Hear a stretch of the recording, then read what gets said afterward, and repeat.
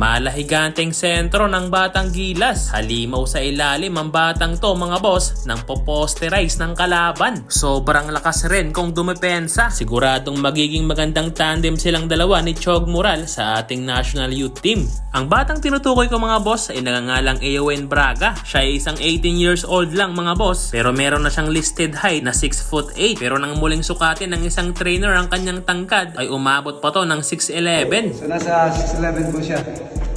Okay. Ang batang si Braga ay tubong Dasmariñas, Cavite. Kasalukuyan nga tong nag-aaral at naglalaro ngayon sa eskwelahan ng UE. Ang kagandahan dito kay Braga mga boss ay napakarami na niyang experience sa iba't ibang liga at hindi siya nag-i-stay sa isang liga. Kaya mas napapadali ang kanyang maturity sa laro. Maraming ang bumilib at napahanga sa tangkad ng batang to. Dahil bihira lang magkaroon ng isang 6'8" na height sa isang batang Pinoy na katulad niya. Kaya hindi na nakapagtataka kung kabilang siya sa 16 na player na pinili ng SBP para mag-ensayo sa Batang Gilas. And so far ay siya rin ang pinakamatangkad na player ngayon ng Gilas Under 18. Kaya kabang-abang talaga ang magiging tandem nilang dalawa ni Chog Moral. Meron ngang skill set ang batang si Braga sa pagiging dominant sa painted area. Dahil sa laki ba naman ng batang to, kaya basic na basic lang sa kanyang pumuntos sa ilalim. Sabayan pa ng kanyang footwork at decenteng ball handling. Kaya masasabi kong talented talaga itong si Braga. At hindi lang siya puro opensa dahil maaasahan na rin siya sa depensa. Isa nga siyang rim protector at dahil na rin sa kanyang napakahabang galamay kaya madalas nga siyang nakakapag-block ng kalaban. At siguradong si Eoin Braga rin ang magiging problema sa lahat ng team sa palarong pambansa dahil maglalaro nga ang batang to sa NCR. Kaya maraming nagsasabing ito daw ang magiging hadlang sa gustong mangyari ng Davraa na mag-back-to-back champion sa palarong pambansa. Kaya siguradong magiging exciting ang bakbakan nilang dalawa ni Rene Batterbonia sa painted area. Siguradong magiging pisikalan talaga ang laban kung magkataon. Palagi ring nakakakuha ng award si Braga. Katunayan sa kakatapos lang na NBTC ay nakasama siya sa Mythical 5. Ngunit kung titignan talaga itong si Braga ay parang siya na ang young Filipino alien ng Pilipinas. Dahil parang naka-cheat code nga ang batang to at pinagpo-posterize lang ang mga kalaban. Ito nga't panoorin natin ang iilan sa kanyang mga highlights at kayo na ang bahalang humusga mga boss.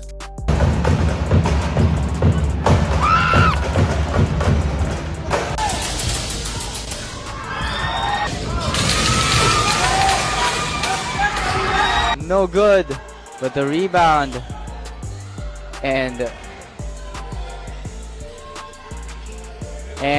easy layup. Not much you can do when he jumps.